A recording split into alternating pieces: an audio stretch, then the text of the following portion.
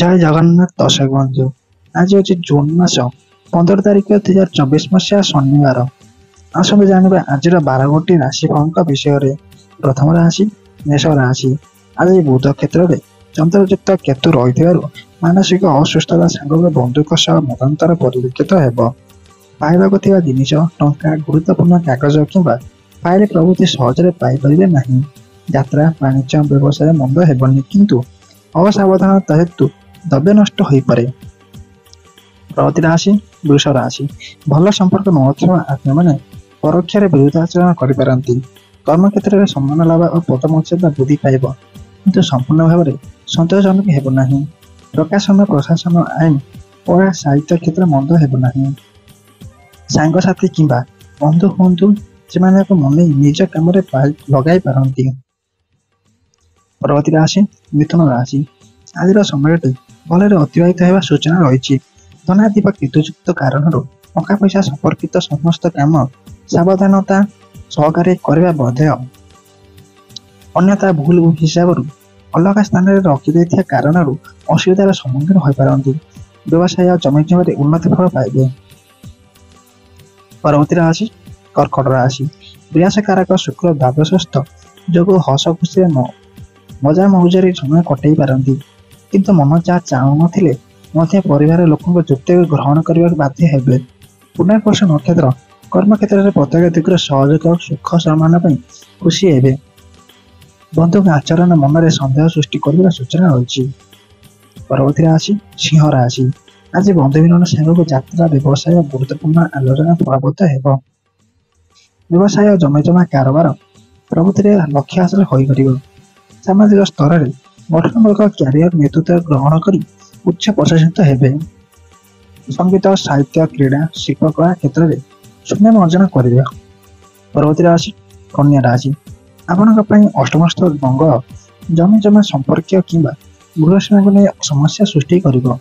ସାହିତ୍ୟ, କୃତି, ସଙ୍ଗୀତ ଚର୍ଚ୍ଚା ସକାଶେ ମାନସିକ ଅଶାନ୍ତି ସାମାନ୍ୟ ବାଧକ ସାଜିପାରେ। ପ୍ରତିଦ୍ୱନ୍ଦିତା, ବାଣିଜ୍ୟ, ଯାତ୍ରା ଓ କଚେରୀ ମାମଲା ସମ୍ପର୍କରେ ଦୁଶ୍ଚିନ୍ତା ପଡ଼ିପାରେ। ସଭା ସମିତିରେ ସାମାନ୍ୟ ବ୍ୟକ୍ତିବିଶେଷ ସହାୟତା କରିପାରନ୍ତି। ପରବର୍ତ୍ତୀ ରାଶି ତୁଳା ରାଶି।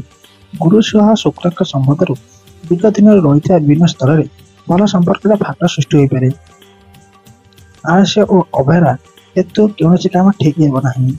ନିଜର ଲୋକମାନେ ଇଚ୍ଛା ପରାୟଣ ହୋଇ ପରିସ୍ଥିତିକୁ ଭିନ୍ନ ରୂପ ଦେଇପାରନ୍ତି।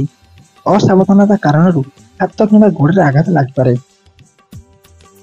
ପରବର୍ତ୍ତୀ ରାଶି ବିଛା ରାଶି। ରାହୁଙ୍କ ସ୍ଥିତିରୁ ପ୍ରତ୍ୟେକ କ୍ଷେତ୍ରରେ ହାତ ମାପି ଚାଖଣ୍ଡେ ନ ଚାଲିଲେ ଅସୁବିଧା ଭୋଗିବେ। ମାମୁଲି ଘଟଣାରେ ଉଚ୍ଚବାଚ ଘଟିପାରେ, ତେଣୁ ସତର୍କ ରହିବା ଭଲ ହେବ। ବ୍ୟବସାୟ ଆଗକୁ ବଢ଼ାଇବା ପାଇଁ ପଦକ୍ଷେପ ଗ୍ରହଣ କରି ସଫଳତା ହାସଲ କରିପାରିବେ। କଳା, ସାହିତ୍ୟ, ସାମ୍ବାଦିକତାରେ ସମସ୍ୟା ସମାଧାନ ହୋଇଯିବ। ପରବର୍ତ୍ତୀ ରାଶି ଧନୁ ରାଶି। ଆଗକୁ ପ୍ରତିକୂଳତାର ସାମ୍ନା କରିବାକୁ ପଡ଼ିପାରେ, ତେଣୁ ଭାବିଚିନ୍ତି କାମ କରିବା ଭଲ ହେବ। ପିଲାଙ୍କ ବିବାହ ସ୍ଥିରୀକୃତି ହେବା ସୂଚନା ରହିଛି। ଶାରୀରିକ ସୁସ୍ଥତା ଫେରି ପାଇବେ ଓ ଲେଖାପଢ଼ା ତଥା ପ୍ରକାଶନ କ୍ଷେତ୍ରରେ ଶୁଭଫଳ ମିଳିବ। ପରିବହନ, ଛୋଟ ଦୋକାନ, ହୋଟେଲ ପ୍ରଭୃତିରୁ ଆଶାଜନକ ସୁଫଳ ମିଳିବ। ପରବର୍ତ୍ତୀ ରାଶି ମକର ରାଶି। ଆପଣଙ୍କ ଯୁକ୍ତିଯୁକ୍ତ ବିଚାରଧାରା କାମ ହାସଲରେ ସହାୟକ ହେବ। ଚନ୍ଦ୍ରଙ୍କ ପ୍ରତି ରାହୁଙ୍କ ଦୃଷ୍ଟି ରହିଥିବାରୁ ଭୁଲ ବୁଝାମଣା ନେଇ ବନ୍ଧୁ କିମ୍ବା ସହକର୍ମୀଙ୍କ ସହ ତିକ୍ତତା ଦେଖାଦେବ। ଶିଳ୍ପ, ପରିବହନ, ନିର୍ମାଣ ଓ ବାଣିଜ୍ୟରେ ପ୍ରତିବନ୍ଧକ ସୃଷ୍ଟି ହେଲେ ମଧ୍ୟ ଅସୁବିଧା ହେବ ନାହିଁ। ଯେତେ ଭଲ କାମ କଲେ ମଧ୍ୟ ପ୍ରଶଂସା ବଦଳରେ ଅଭିଯୋଗ ପାଇବେ। ପରବର୍ତ୍ତୀ ରାଶି କୁମ୍ଭ ରାଶି।